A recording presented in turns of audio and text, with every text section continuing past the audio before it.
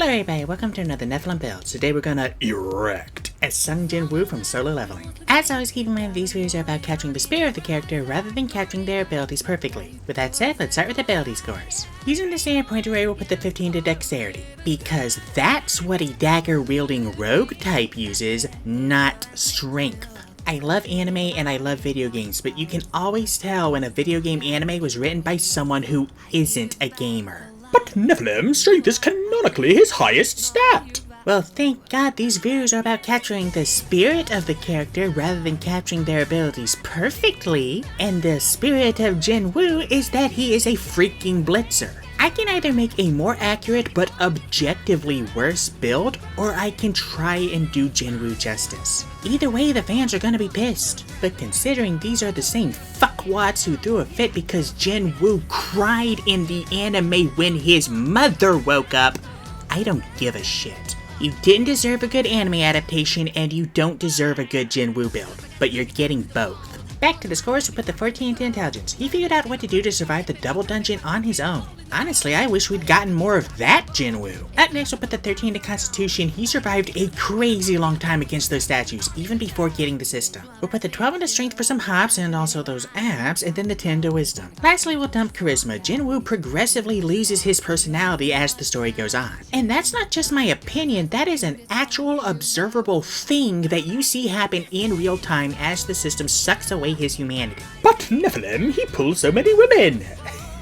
No, he doesn't. Sung Yi is a minor and shouldn't be counted under any circumstances. Estelle only likes him because he didn't kill her, which would be an all-time low in standards if it weren't for Cha. She likes him because he doesn't smell bad, because he's the player. He literally just existed in her presence and she fell for him. And we don't even know how he pulled Juhi. But since she was into him before the double dungeon, she's arguably the only woman he legitimately pulled. If there's anyone beyond that, I don't know. I'm only watching the anime. Point is, Jinwoo has protagonist riz, which is when a protagonist has no riz and only pulls because the author says so.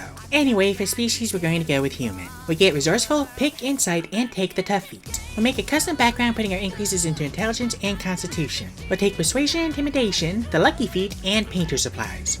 You know, for giggles. Moving on to class, we're going to start off as a rogue. We'll get dexterity, intelligence, saving throws, and pick athletics, acrobatics, stealth, and sleight of hand. The sleight of hand is for those unnecessary knife flips in combat. We'll also get light armor, rogue's weapons, and thieves tools. At level 1, we get sneak attack, thieves cant, and expertise in acrobatics and intimidation. We'll also get weapon mastery, picking daggers for the Neko property. At level 2, we'll get cunning action, and at level 3, we'll get steady aim and a roguish archetype. We're going to go with assassin, getting assassinate, the disguise kit, and the poisoner's kit. We're not going to multi-class to wizard. At level 1, we'll get ritual adept and arcane recovery, as well as 3 cantrips. We'll take Mage Hand for Ruler's Authority, Prestidigitation for effects, and Friends for Protagonist riz. We'll also get 4 spells, taking Mage Armor and Shield for literal plot armor. We'll also take Identify to have the system tell us what something is, and Draw Blank. At level 2, we'll get Scholar, which, I don't think we can use. We're literally not proficient in any of the listed skills. We'll also draw another blank. At level 3, we'll get our Arcane Tradition, taking Blade Singing for performance and Blade Song.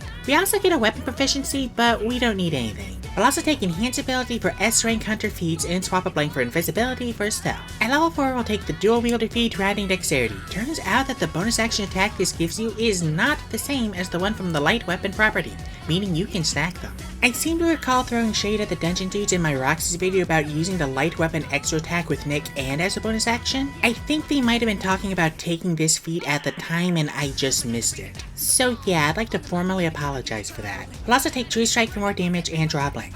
At level 5, we'll get Memorize Spell and take Fear and Haste for Murderous Intent and Quicksilver. We'll also swap a blank for Animate Dead for the old Wakey. This will get us some basic soldiers. Our named units will be something else. At level 6, we'll get the Blade Singer extra attack and take Fireball for the Mage Squadron. They literally only ever show up when a Fireball needs casting, then they dip out. At level 7, we'll get Summon Aberration. Take the slot form for slashing damage to get Barrow. There's only so many summoning spells in 5e, we're gonna have to do some reflavoring.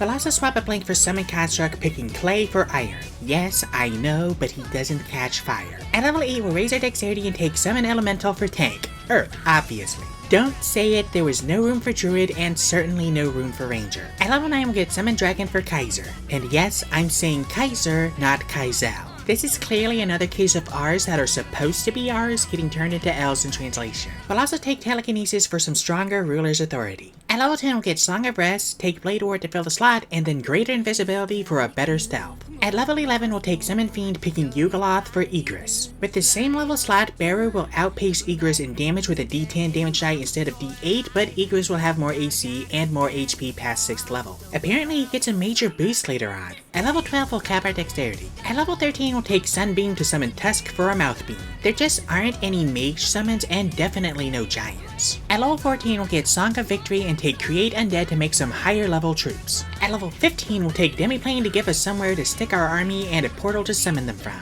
This was the tricky part of the build, more on that later. Lastly, at Wizard and Rogue levels 16 and 4 we'll take the boons of Fortitude and Combat Prowess, raising Intelligence. Since we don't have a way to get 2-weapon fighting without the Fighting Style feature, we've got 2 attacks that don't benefit from our Dex mod. Intelligence, on the other hand, is added to all of our attacks with Song of Victory. It also helps our elites out. We'll also take Steel Wind Strike for Mutilate and Teleport for Shadow Exchange. I'll let you figure out how to get a zombie there. Now that we're level 20, we finally have our modifiers. Our AC with Mage Armor is 18, which becomes 22 with Blade Song. Our movement speed is 30, and our average HP is 207 with 4d8 and 16d6 hit dice. And with that, we are done. Now what can this build do? To start, we've got access to a small horde of up to 36 units, assuming your DM is strict about how much you can fit into your demiplane. It is technically only 30 feet in any direction, meaning a 6x6 square on a grid. If they let you squeeze them in, then it's up to 46 zombies or skeletons and 7 ghouls if we use all of our 3rd to 7th level slots to maintain control. Either way, that's a considerable number of bodies. We've also got a nice selection of elite units for when the need erects, including a dragon.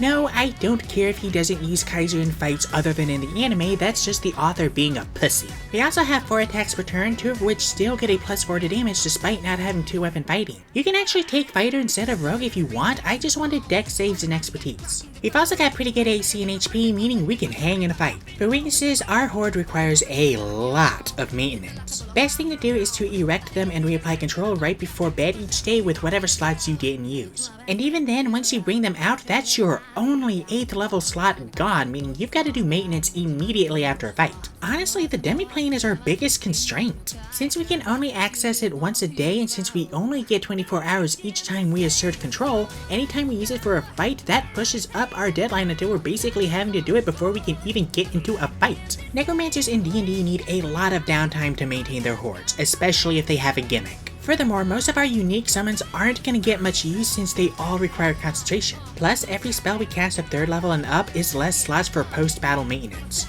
There also aren't enough summon spells to get all of Jinwoo's elite shadows from the webtoon and light novels. Which isn't a weakness, but the fans are gonna bitch. Speaking of, we didn't include the punching, so obviously this was a complete failure. Sure hope I don't get any death threats over an anime. Weaknesses aside, the true power of the Shadow Monarch shall arise. Thank you everybody so much for watching. If you'd like to support my channel, there's a link to my Patreon down in the description. $1 a month gets you 2-day early access to my videos and access to all of my homebrew content. Let me know what you thought of this video down in the comments, and I'll see you all next time when I make Tulin from Tears of the Kingdom.